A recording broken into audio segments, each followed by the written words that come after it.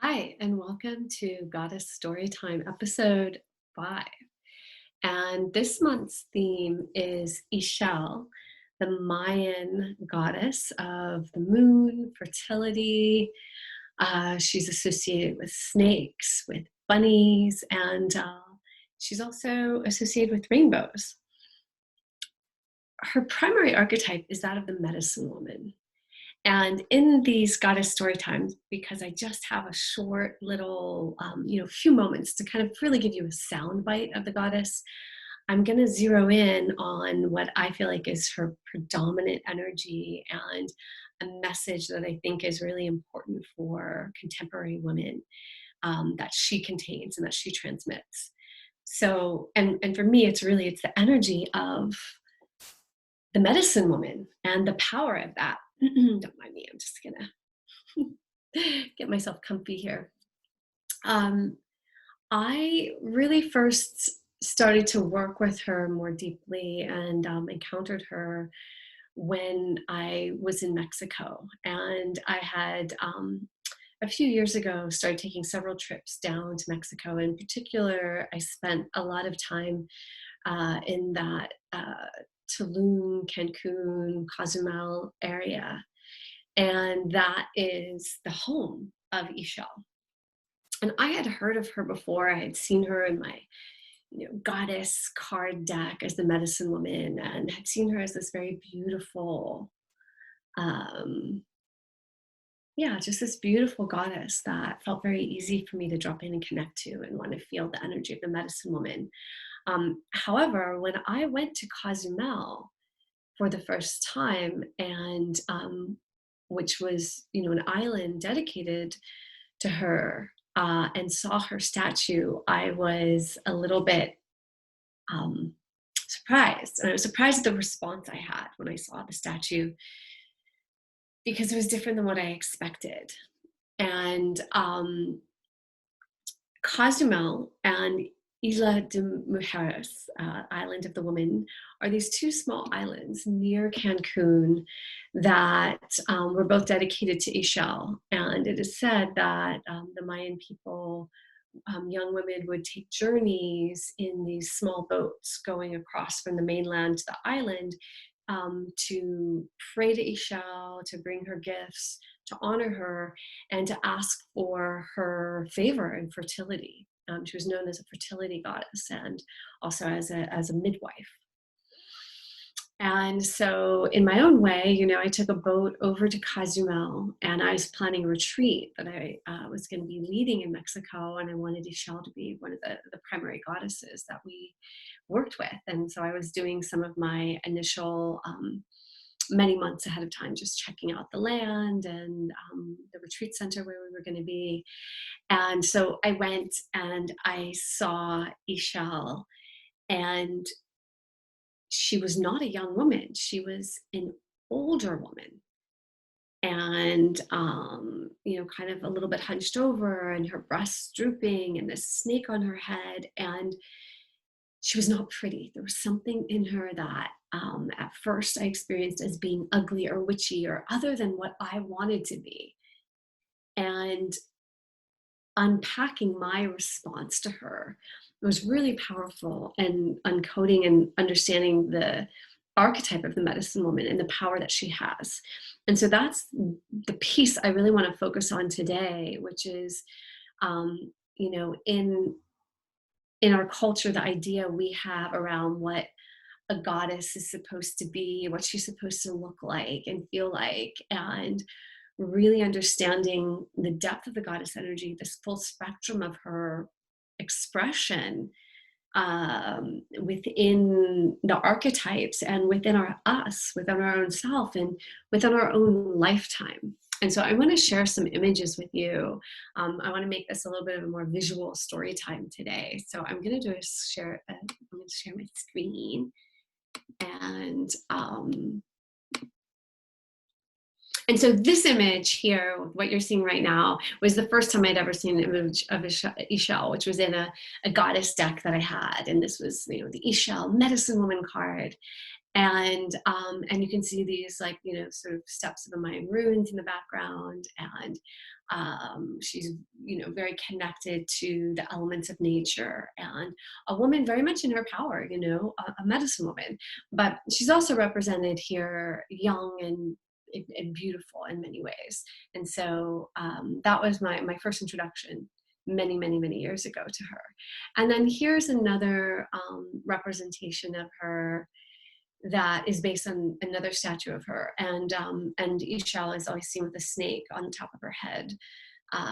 And she is also a water bearer. She carries no a big vase of water, or a container of water. And you can see in the background some of these other images that are actually some of the ancient Mayan expressions of her. And then here's another kind of modern take on her, and you see the rainbow. Also, the jaguar is associated with her as well, the snake on her head. There she is with the water carrying, and then also the little bunnies that are associated with her as well, as a symbol of the fertility. And then here is the statue that I saw when I went to Cozumel. And I think, I was expecting the younger version of her that I had seen. And when I first saw the statue, my first experience was like, oh, this is not beautiful. She's hunched over. It's just it's this image of an older expression. And what I came to understand is that she's primarily expressed in two forms: one as the maiden, and one as, the crone, as the older woman, the medicine woman. And here you can see these two images, one of this, sort of young maiden version on the left, and on the right here, is this version that's just, not pretty. It's an older woman. It doesn't even look particularly feminine. It could almost be experienced as like scary in some ways. And then here they're showing all, the maiden, the mother, and the crone. The mother in the middle, the weaver, that representation is the one that was seen the least. Most often we see her as either this young sort of nubile maiden, which is, she's seen often with the bunnies, and then on the far left there, the older version, where she's, the water bearer and the snakes on her head. So I'm gonna stop the share for a moment here. So just to, wind back a little bit to the experience I had at first, being like, oh, I'm not drawn towards this image. I kind of wanted to pull back away from it, like, oh, that doesn't feel as fun and pretty of a version of Ixchel that I had in my mind when I first thought about it. Working with her and leading a retreat with her. And the retreat that I ended up doing there in Mexico was very powerful. And we really got to work with the grandmother energy, the medicine woman energy, which up until that point, I had not worked with personally as much, or, in the group containers that I led. And we ended up going in very, very deep and working with women in our lives who are elders that we look up to, and bringing their images or something that represented them forth, sharing stories around them. And it was an opportunity to really look at how we approach aging women in the culture in the West. And as young women, I think often when we are confronted with the idea of aging, we are repulsed, and like there's something within us that wants to pull away, because unconsciously or subconsciously, what is transmitted in our culture is that we lose our value. As soon as we're not like fertile and pretty, and we're going to lose our value in our culture, and we won't really have a place anymore. We'll just sort of be that older lady that like becomes invisible. And the medicine woman in a tribe was incredibly valuable. She was valuable because of her wisdom, because of her maturity, because of all of the years that she had lived. She was revered, she was looked up to, she was a very valuable member of the community. And we don't have very many examples of that usually, both in the wider sort of culture at large and also in our individual smaller family cultures. There's not often a lot of reverence given towards the aging woman. And we don't see her image in the media very often. We're just not shown her significance and her value. And so no matter what, hey, we're gonna age. And we live in a culture that tries to fight it and deny it, and all these anti-aging things. And it's great to take care of your physical form. I'm all for that, absolutely. Eating healthy and taking care of ourselves, and also defying the idea that we have to become sexually unattractive after a certain age, or that we shut those parts of ourselves down, that we can stay sexy and vital. And the current generations of women alive on the planet right now, we get to redefine all of that, and it's very exciting. And I think it's also really important for us to spend time acknowledging women who are older than us, that we can look up to revere them, to honor them, to celebrate them, and to see their beauty, and not try and deny the aging. And I'm gonna share some more images, because in exploring with Ixchel and with the Medicine Woman, one of the things that I found really valuable and really helpful is just to see images of women who are older, who are vital, who I admire, who we look up to, and see the beauty and celebrate it through actually seeing their images, looking at their images, because in many ways, these women are invisible in our culture. So I'm going to share screen again and go back in here where we left off, and then show you here. This is such a beautiful image of a medicine woman. A woman who is wise, who is in her power. And the wrinkles on her face and the grayness of her hair being something that is transmitting a power and a value in her wisdom. Again, here, a woman from what looks like a Native American tribe. Another, a wise woman. And then here, this image I threw in here, obviously, I think that this is some sort of a spoof that was put together, but what I see in all the filters and the plastic surgery and all this kind of thing, that there becomes an almost Frankenstein-ish way that women will alter their appearance in order to try and continue to have the traits of youth and deny the aging process. And it's disturbing to me somehow that this starts to become normalized, and people start to, it's almost like the eyes adjust to seeing these really distorted versions of female and of woman.